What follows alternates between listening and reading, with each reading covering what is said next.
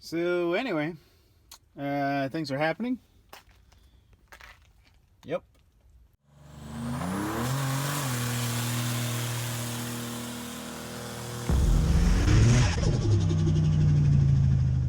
Now, the little red mat is for this thing, which I'm finally going to be getting rid of. I'm going to bring this over to Billy and, yeah, see where it goes.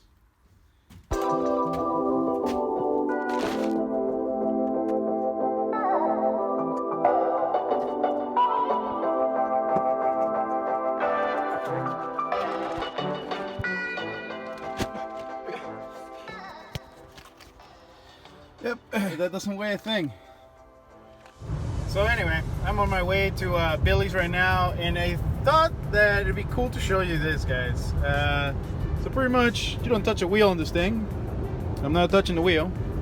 And it is driving itself. It's gonna tell me in a minute to put my hands on the wheel, but it's a Honda, and it is driving itself.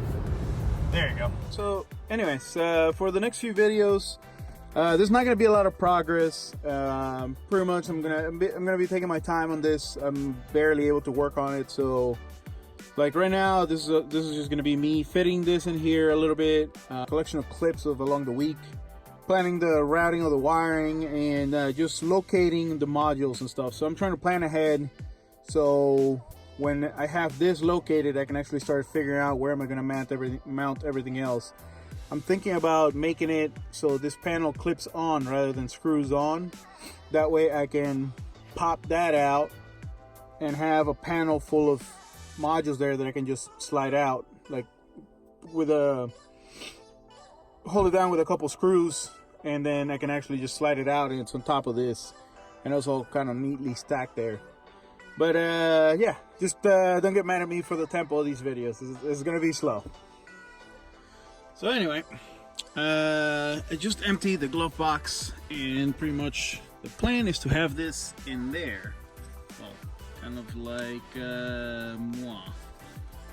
hold on. It'll be like this. So it'll be, nope. There we go. It'll be like this in there. Now the problem I'm seeing,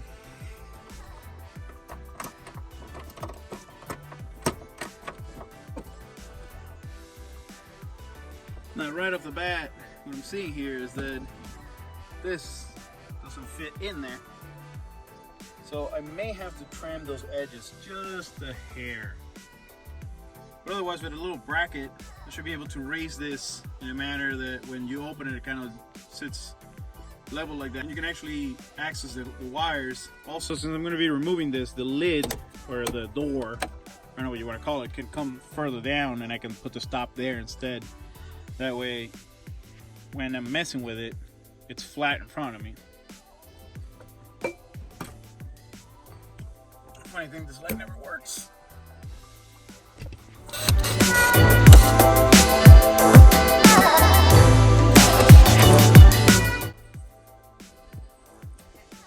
So something that I definitely did not take into account is that the locking mechanism is right smack in the middle of this. If I mount this puppy right here, this puppy right there is gonna have to be a standoff, and then might be an issue. This might have to be like way higher.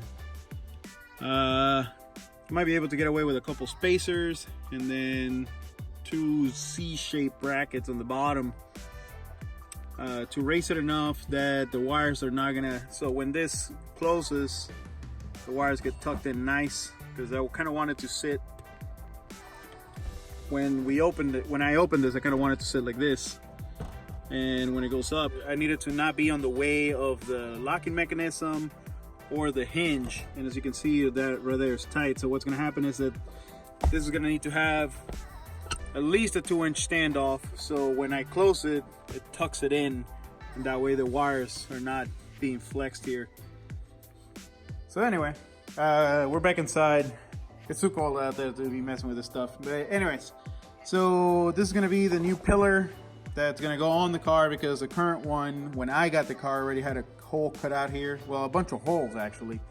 I went out and made it just a nice rectangle so I could run all the wires to the 3 different gauges and to the dome light. But anyways, Anderson Performance came through, hooked me up with this part. They painted it and everything, color matched it beautifully.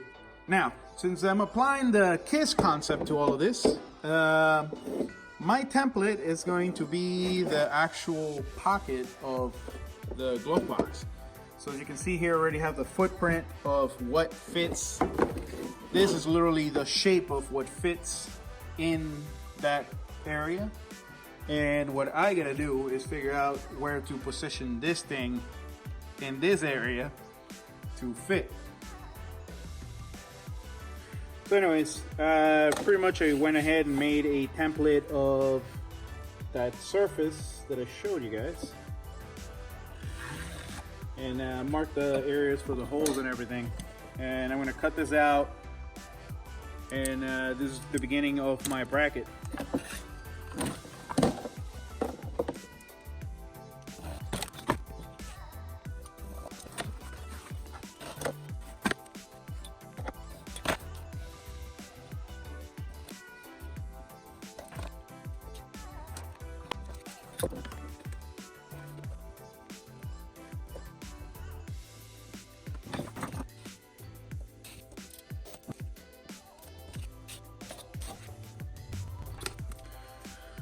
So yep, that is pretty much it.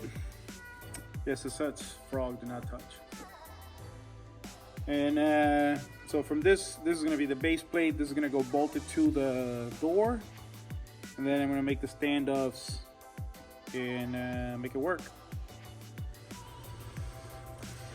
So anyways, now that I have it all cut out, pretty much this is going to help me gauge how far down the ECU has to be.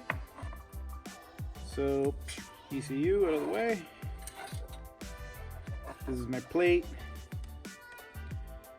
Right off the bat, I know that this has to be that far up, and actually a lot less. Although I'm not sure if that'll clear. I may actually have to tuck it all the way down. Oh wait. It would help if I put it on the right way. There we go. Right. So as I was saying, this might actually have to go down there. So this may have to be kind of in this position. And then when you close it, it'll end up kind of like at that angle. That's not too bad. So this little standoff will have to be like this, and then bolt onto the car. So we're gonna kind of make that, and then see how it goes. So like that. Right off the bat, I can tell the USB cord is gonna be a pain in the ass, because once that screws in, it's like an extra 3 inches that I need of clearance for this to be able to move around and not snap it off. Anyways, I'm gonna end this video in something kind of superstitious here. But I found this coin inside the car when I first got it. Well, actually not when I first got it, like a few months after I got it. And the funny thing about it is that it says, "May good luck always accompany the bearer." Right? And I kid you not, I have escaped some pretty dicey situations in that car, from 2 cars colliding in front of me and bouncing off of each other, and me literally being able to cut in between them, to hitting patches of ice and all sorts of crazy stuff. So I'm gonna put this back in the car. But anyways, just like that, I'm kind of done for the day. So hope you guys enjoyed. Hit that like button.